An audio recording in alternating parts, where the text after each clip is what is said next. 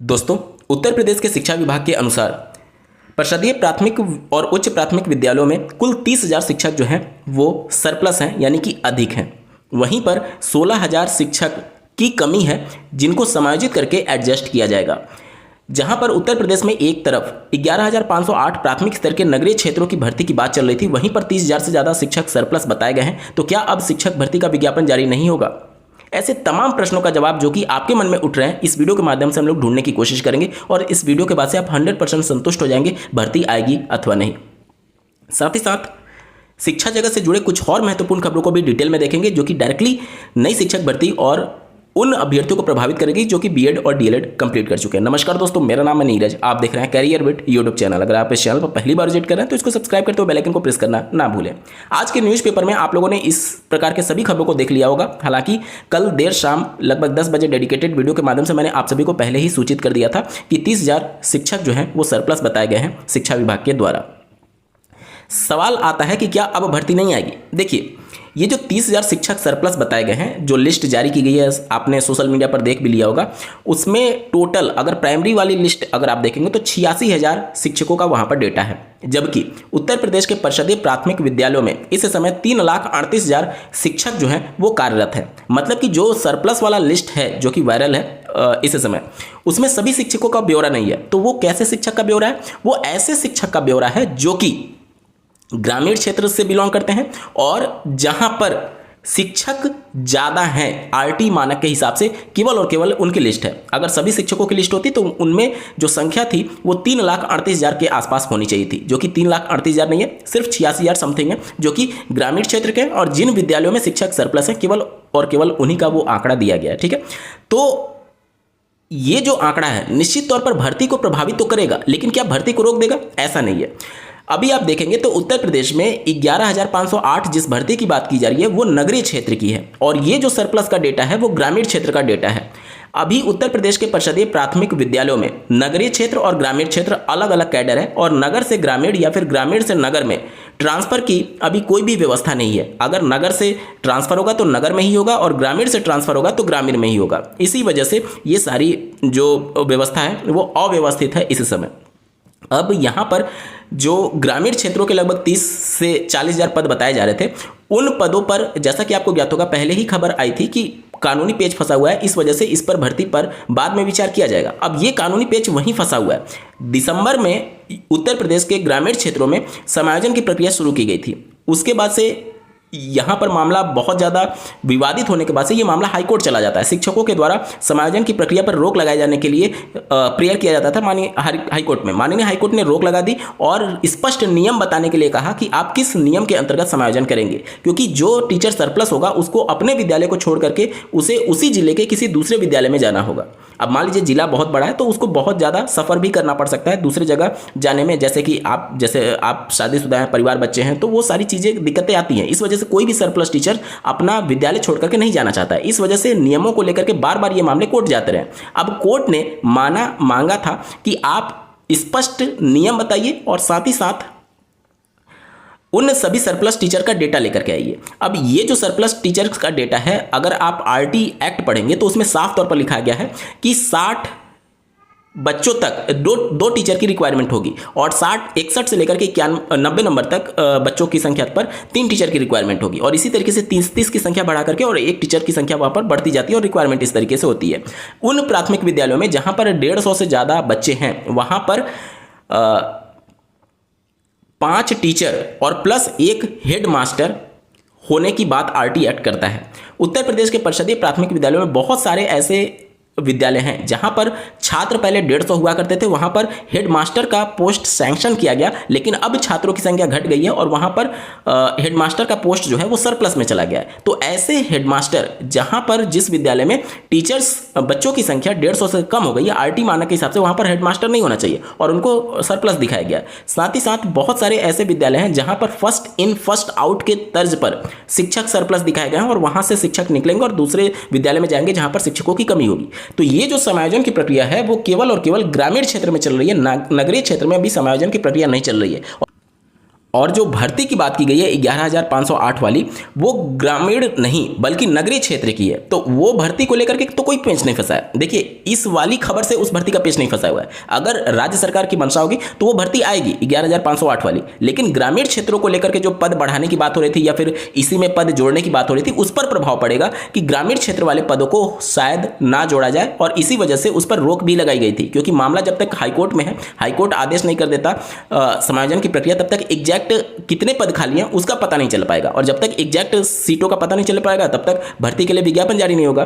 तो जो ग्रामीण क्षेत्र है उसमें समस्या आ रही है, और जो नगरीय क्षेत्र वाला है वो चीज़ें क्लियर हैं, और वहां से अगर मंशा होगी तो भर्ती का विज्ञापन जारी होगा, और अगर मंशा नहीं होगी तो भर्ती का विज्ञापन इसी तरीके से डिले हो सकता है। ठीक है, तो उम्मीद करता हूं आपके मन में जो भी भर्ती से रिलेटेड शंका होगी वो पूरी तरीके से दूर हो गई होगी।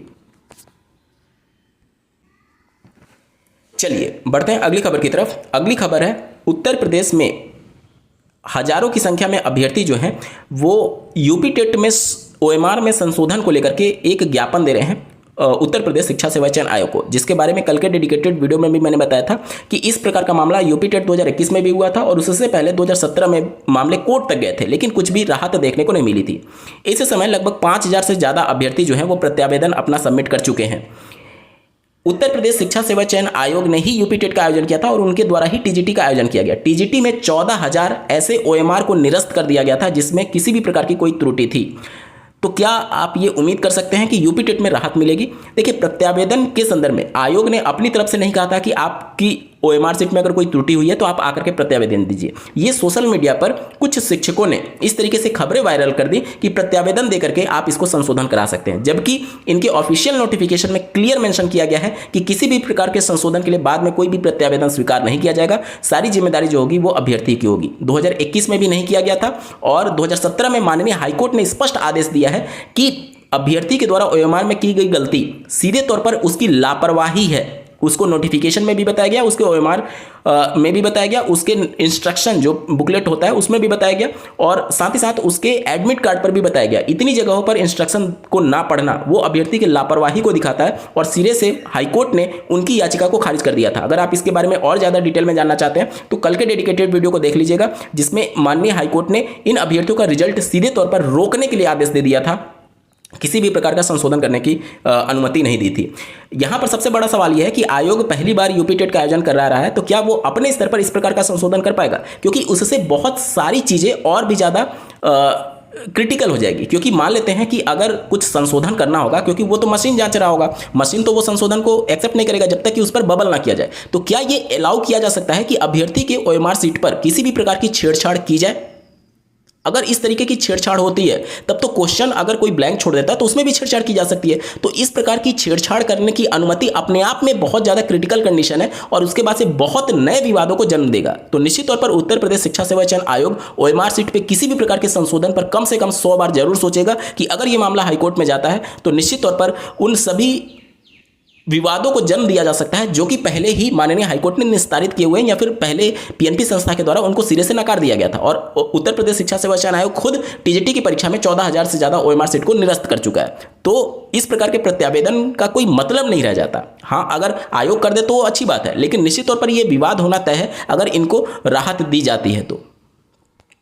चलिए बढ़ते हैं अगली खबर की तरफ। अगली खबर है, उत्तर प्रदेश की शिक्षक भर्तियों में उत्तर प्रदेश के अभ्यर्थियों ने डोमिसाइल नीति मांगी है। डोमिसाइल कहने का मतलब कि जो यूपी के मूल निवासी हैं उन्हीं को केवल भर्ती में सम्मिलित किया जाए। अब ये प्रैक्टिकली संभव तो नहीं है। क्यों नहीं संभव है? क्योंकि उत्तर प्रदेश में मूल निवास प्रमाण पत्र बनता ही नहीं है। उत्तर प्रदेश में सामान्य निवास प्रमाण पत्र बनता है। अगर आप अपना डोमिसाइल देखेंगे तो डोमिसाइल पर ऊपर सबसे लिखा होता है कि सामान्य निवास प्रमाण पत्र। अब दो तरीके की डोमिसाइल होती है, एक तो सामान्य और दूसरा जो होता है वो मूल निवास। मूल निवास आपके पूर्वज उस राज्य में जमाने से वर्षों से रह रहे हैं, वहां पर मूल निवास बोला जाता है। जहां पर आपके माता पिता, दादा, परदादा और आपके पूरे पुश्त उसी राज्य में उस जगह पर निवास कर रहे हैं, तो वहां पर आपका मूल निवास बनता है। सामान्य निवास वहां पर बनता है जहां पर आप किसी पर्टिकुलर किसी भी जगह पर रह रहे हैं और वहां पर रहते हुए आपको 3 से लेकर के 15 साल तक का समय हो चुका है। वो अलग अलग राज्यों में अलग अलग नियम है। उत्तर प्रदेश की बात करें तो उत्तर प्रदेश में 3 वर्ष का नियम है कि अगर आप किसी भी राज्य से आकर के उत्तर प्रदेश में अधिकतम कम से कम 3 वर्ष तक रह लिए हैं तो आप उत्तर प्रदेश में सामान्य निवास के लिए पात्र हो जाते हैं। उत्तराखंड में ये 15 वर्ष का नियम है। अन्य राज्यों में किसी में 7 वर्ष, किसी में 10 वर्ष, किसी में अलग अलग ये नियम होता है सामान्य निवासिता के लिए। तो चूंकि उत्तर प्रदेश में मूल निवास बनता ही नहीं है, एसडीएम के माध्यम से या फिर ई डिस्ट्रिक्ट के माध्यम से जो आप आवेदन करते हैं वहां से सामान्य निवासी बन करके आता है, तो ये किस तरीके से आइडेंटिफाई किया जाएगा कि ये यूपी का मूल निवासी है या फिर यूपी का मूल निवासी नहीं है। ठीक है। दूसरा, अगर आप देखेंगे उत्तर प्रदेश की 68,500 वाली भर्ती में तो वहां पर एक शर्त लगाई गई थी कि उत्तर प्रदेश में कम से कम 5 वर्ष रहने का निवासिता आपको देना होता था, तभी आप शिक्षक भर्ती में आवेदन कर पाते थे। उस भर्ती में माननीय हाईकोर्ट चले जाते हैं कैंडिडेट, अदर स्टेट के कैंडिडेट, जिस पर हाईकोर्ट ने कहा कि केवल निवासिता के आधार पर आप बैरियर नहीं लगा सकते और उन अभ्यर्थियों को भी मौका दिया था जो कि अन्य राज्यों से आए हुए थे। तो यहां पर यह कहने का मतलब है कि आप वो मूल निवासिता तो प्रैक्टिकली पॉसिबल ही नहीं है। आप सामान्य निवास वाली शर्त लगा सकते हैं कि हाँ जो यूपी का डोमिसाइल रखता हो, और डोमिसाइल कैसा, सामान्य निवास वाला। मूल निवास संभव ही नहीं है क्योंकि मूल निवास उत्तर प्रदेश में बनता ही नहीं है और एक भर्ती के लिए मूल निवास बनाने के लिए शासन आदेश देते, ये प्रैक्टिकली पॉसिबल भी नहीं है। ठीक है, देख लीजिए एक बार जल्दी से देख लेते हैं। अशासकीय सहायता प्राप्त माध्यमिक विद्यालयों में टीजीटी पीजीटी सहायता प्राप्त महाविद्यालयों में असिस्टेंट प्रोफेसर तथा उत्तर प्रदेश की अन्य राज्य भर्तियों में डोमिसाइल स्थायी निवास व्यवस्था लागू करने की मांग प्रतियोगियों ने की है। इसके लिए सोमवार को महापंचायत कर प्रतियोगियों ने बताया कि कई राज्यों में यह व्यवस्था लागू होने से वहां की भर्तियों में उत्तर प्रदेश के अभ्यर्थियों को नुकसान होता है। इस कारण उत्तर प्रदेश में भी इसे लागू किया जाए जिससे उत्तर प्रदेश के युवाओं को अधिक लाभ मिल सके। छात्र प्रतिनिधि मंडल ने कहा कि प्रदेश की नई शिक्षक भर्तियों के साथ साथ पुलिस, लेखपाल, लोक सेवा आयोग और अन्य स्तरीय भर्ती परीक्षाओं में डोमिसाइल व्यवस्था लागू नहीं होने से प्रदेश के अभ्यर्थियों को सीमित अवसर मिलते हैं। प्रतियोगियों के अनुसार बिहार, राजस्थान, छत्तीसगढ़ सहित कई राज्यों में स्थानीय अभ्यर्थियों के लिए हितों को ध्यान में रखते हुए विभिन्न स्तरों पर यह व्यवस्था लागू की गई है। प्रतियोगियों ने सरकार, शासन और उत्तर प्रदेश शिक्षा सेवा चयन आयोग से स्थानीय युवाओं के हित में आवश्यक निर्णय लेने की मांग की है। अब बात करते हैं टीजीटी पीजीटी वाली भर्ती के बारे में। जैसा कि आपको ज्ञात होगा, लगभग 24-25 हज़ार पदों पर भर्ती के संदर्भ में लगभग पिछले 1-1.5 साल से खबरें चल रही हैं। अधियाचन चीज़ें बातें बार बार हो रही हैं। अब इसी के बीच में एक नई खबर आ रही है कि 20,000 पदों के लिए अधियाचन पर क्षेत्रीय आरक्षण के कारण रोक लगा दी गई है।